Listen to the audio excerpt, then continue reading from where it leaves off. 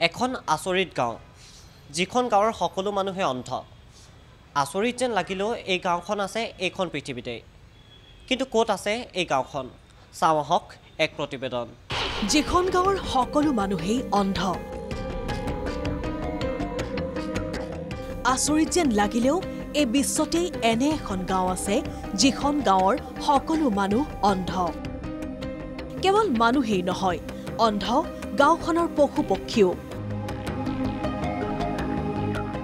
গাঁওখনক village of blind বুলিও জনা যায় গভীৰ জংঘলত থকা এই গাঁওখনত আচৰিত ধৰণে জন্মৰ কিছুদিন পিছতেই অন্ধ হৈ পৰে সকলো প্ৰাণী যাৰ বাবে সমগ্ৰ বিশ্বতেই চৰ্চিত হৈছে এই গাঁওখন বিশ্বৰ ৰহস্যৰে ভৰা ঠাইসমূহৰ ভিতৰত স্থান দখল কৰিছে গাঁওখনে তথ্য অনুসৰি এই গাঁৱত আছে ৭০টাকৈ জুপুৰি সৰু সৰু এই জুপুৰিবোৰতে বাস কৰে গাঁওখনৰ লোকসকলে উল্লেখ্য যে গাঁওখনৰ ঘৰবোৰতো নাই এখনো খিৰিকী চৰাইৰ মাত শুনিয়েই গাঁওবাসীয়ে উমান পাই পুৱা হোৱাৰ কথা কিন্তু কিয় অন্ধ হৈ পৰে গাঁওখনৰ প্ৰাণীবোৰ মেক্সিকোত অৱস্থিত এই গাঁওখনৰ নাম টিলটেপেক গাঁওখনৰ লোকসকলৰ বিশ্বাস অনুসৰি ইয়াৰ অন্তৰালতে আছে এজোপা গছ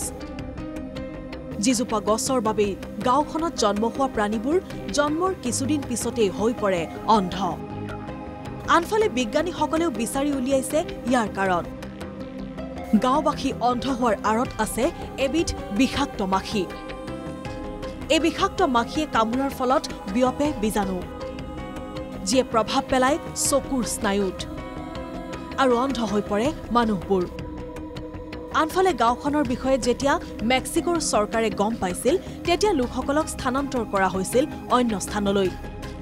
কিন্তু সেই স্থানৰ জলবায়ু অনুকূল নাছিল লোকসকলৰ বাবে